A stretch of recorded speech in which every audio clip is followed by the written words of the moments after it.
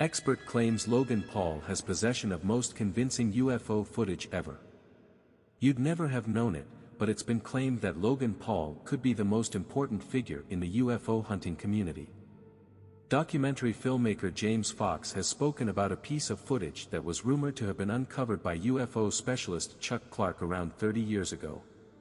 The footage is thought to have been recorded by two men in the Nevada desert and has been the focus of much speculation in the community of UFO hunters.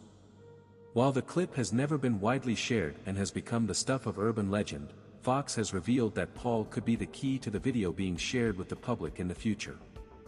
Fox explained how Paul is an enthusiast on the subject during an appearance on Joe Rogan's podcast, in which he talked about his documentary Moment of Contact.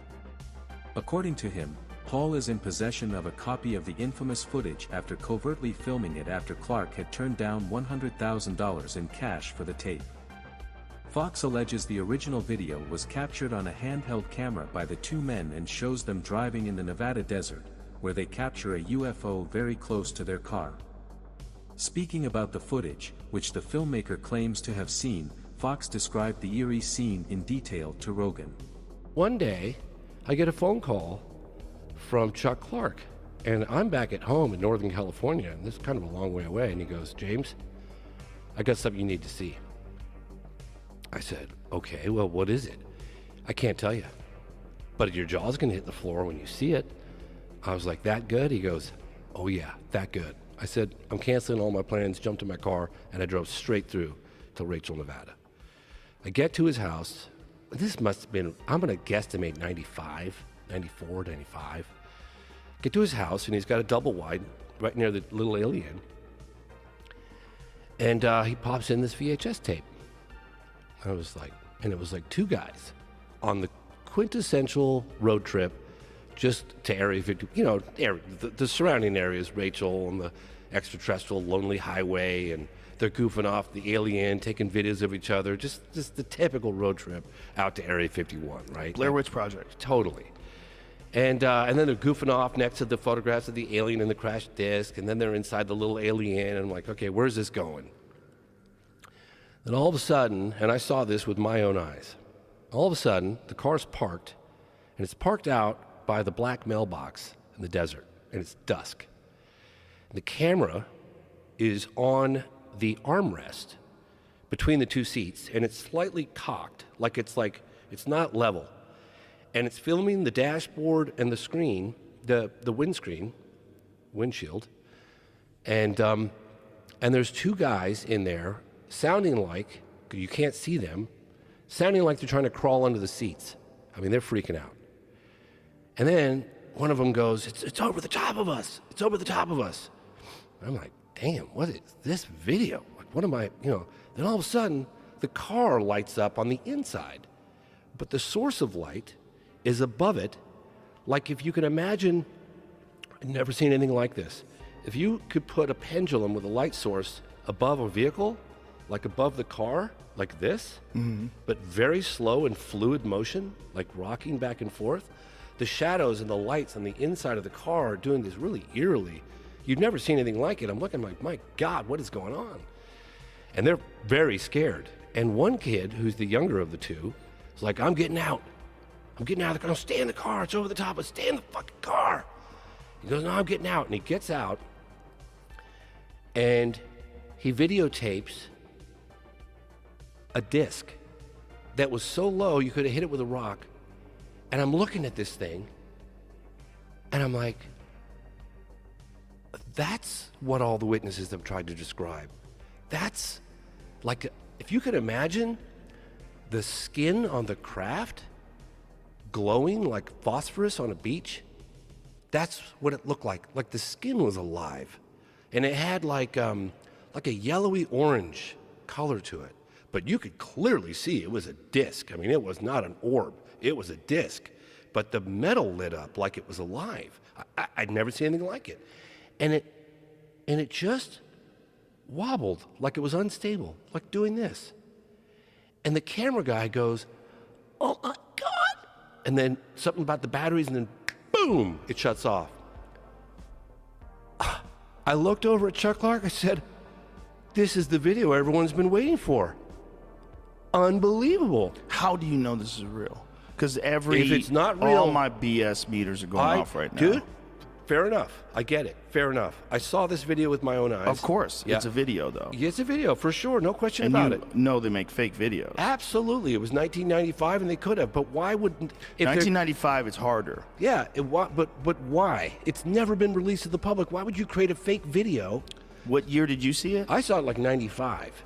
And so it's out there somewhere. No, it's not. It's in Chuck Clark's got a copy of it. The story continues. No, but I mean, someone has it. Oh, yeah. Oh, absolutely. I mean, in fact, if those two boys that shot it are out there, please come forward. Like, please. How come no one's acquired this? So I said to Chuck, "Oh my God, this is great. I can use this in my movie." Right? Great.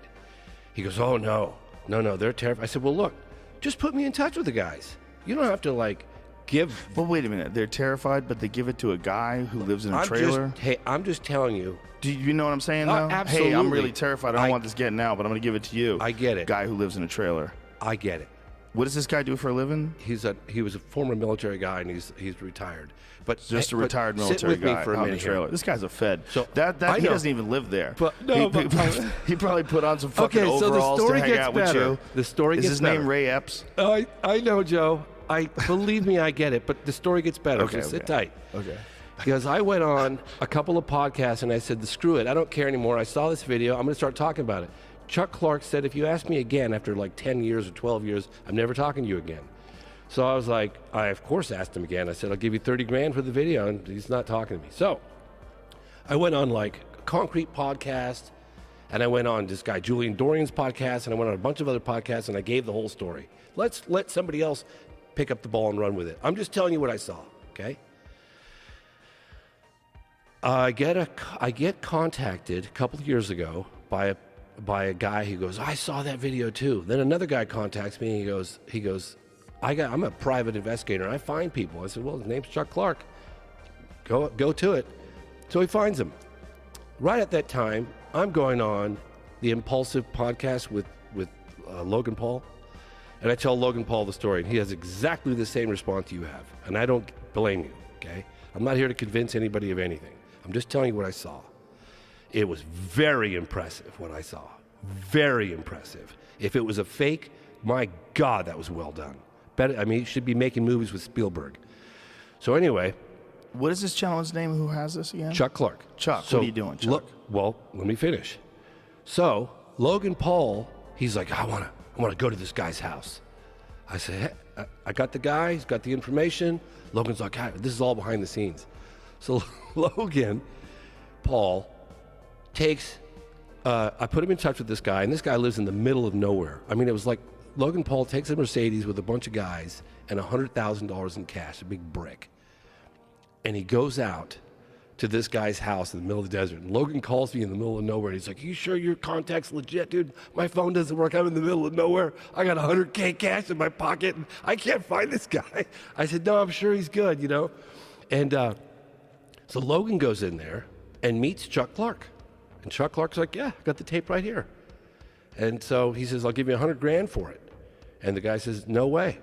And so Logan Paul, going to reveal this for the first time, Logan Paul has got a button camera on his dress, on his clothes. So Logan Paul's like, all right, well, this guy doesn't want to, he's going to die with it. So let's get this thing on camera. So Logan's like, well, let me see it at least. So Logan looks at it with this thing and, oh, could you show it to me again? Gets another angle, and then he leaves. So Logan's like, I don't know if I want to go public. So, does Logan Paul really hold the key to proof of UFOs? Is James Fox telling a true story? Does this video footage really exist? Logan Paul has yet to comment publicly on the matter, but UFO enthusiasts are going to be seeing him in a brand new light after this. Thank you for watching. Live long and prosper.